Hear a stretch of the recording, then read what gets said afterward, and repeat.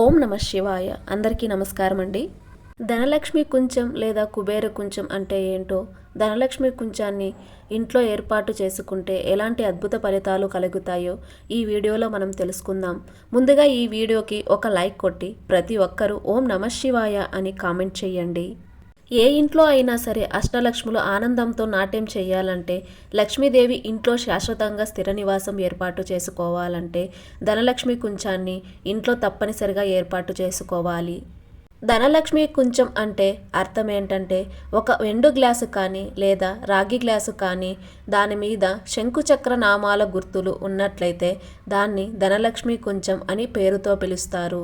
మీరు పూజా సామాగ్రి షాపుకు వెళ్ళినప్పుడు రాగి గ్లాసు లేదా వెండి గ్లాసు మీద శంకుచక్ర నామ గుర్తులు ఉన్నటువంటిది మీరు గృహానికి తెచ్చుకోండి. దాన్నే ధనలక్ష్మి కుంచంగా మీ పూజ గదిలో ఏర్పాటు చేసుకోవాలి.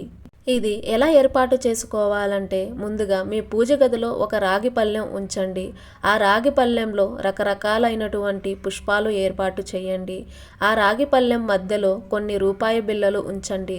ఆ రాగి పళ్ళెంలో ఈ శంకుచక్ర నామాల గుర్తులున్నటువంటి వెండి ధనలక్ష్మి కుంచాన్ని కానీ రాగి ధనలక్ష్మి కుంచాన్ని కానీ ఏర్పాటు చేయండి. అంటే గుర్తులున్నటువంటి గ్లాసును ఏర్పాటు చేయాలి. ఇప్పుడు ఆ గ్లాసులో 3 సార్లుగా బియ్యం పోయాలి. ఆ తర్వాత లక్ష్మీదేవికి ప్రియమైన వస్తువులు ఏమైనా ఉంటే ఆ గ్లాసులో వేయాలి. లక్ష్మీదేవికి బంగారం ఇష్టం కాబట్టి కొద్దిగా బంగారం అందులో వేసుకోండి. లేదు బంగారం వేయడం వీలు కాదు అనుకుంటే వెండి కొద్దిగా వేయండి. బంగారము వెండి మేము వేయలేమండి అని భావించే వాళ్ళు లక్ష్మీదేవికి ఇష్టమైన గోమతి చక్రాలు ఉంటాయి. ఆ గోమతి చక్రాలు కానీ లేదా శ్రీఫలం కానీ గురువింద గింజలు లక్ష్మీదేవికి చాలా ఇష్టం. వీటిలో ఏవైనా కానీ ఆ గ్లాసులో వేయాలి. ఇవన్నీ అందుబాటులో లేకపోయినప్పటికీ శంకుచక్ర నామాలున్నటువంటి ఆ గ్లాసులో 3 సార్లుగా బియ్యం వేసిన తర్వాత రూపాయి బిళ్ళలు వేయండి. కొన్ని రూపాయి బిళ్ళలు వేసి మళ్ళీ 3 సార్లు బియ్యం వేయండి. ఇప్పుడు దాన్ని ధనలక్ష్మి కుంచము లేదా కుబేర కుంచం అనే పేరుతో పిలుస్తారు. ఈ ధనలక్ష్మి కుంచాన్ని పూజ గదిలో ఏర్పాటు చేసుకున్నట్లయితే అష్టలక్ష్మి అనుగ్రహం కలుగుతుంది. లక్ష్మీదేవి ఇంట్లో శాశ్వతంగా స్థిర నివాసం ఏర్పాటు చేసుకుంటుంది. ఈ ధనలక్ష్మి కుంచాన్ని ఏర్పాటు చేసుకోవడానికి ఆనవాయితీ లేదు, ఎవరైనా ఏర్పాటు చేసుకోవచ్చు. ఇది ఎప్పుడు ఏర్పాటు చేసుకోవాలంటే గురువారం కానీ శుక్రవారం కానీ ఏకాదశి తిథి రోజు కానీ పౌర్ణమి రోజు కానీ ధనలక్ష్మి కుంచాన్ని పెట్టుకోవాలి. దీనికి ప్రతిరోజు ధూపం చూపిస్తూ ఉండాలి. ఇలా చేస్తే డబ్బు నిలబడుతుంది, వృధా ఖర్చులు తగ్గిపోతాయి.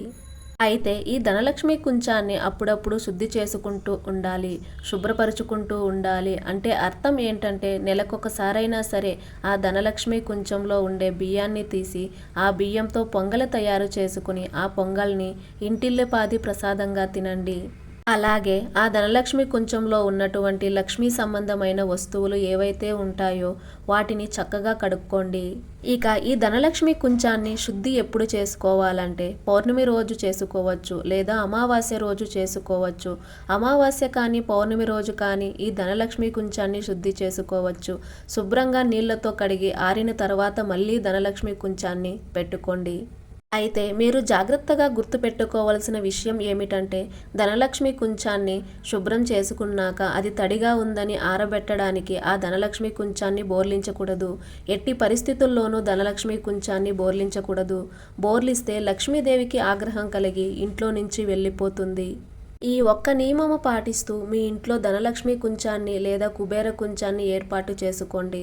అష్టలక్ష్మి అనుగ్రహానికి ప్రతి ఒక్కరూ సులభంగా పాత్రులు కాండి. ఈ వీడియో మీకు నచ్చినట్లయితే ఒక లైక్ కొట్టి మన ఛానల్ని సబ్స్క్రైబ్ చేసుకొని మీకున్న ధర్మ సందేహాలకు మాకు కామెంట్ ద్వారా తెలియజేయండి. ఓం నమ శివాయ.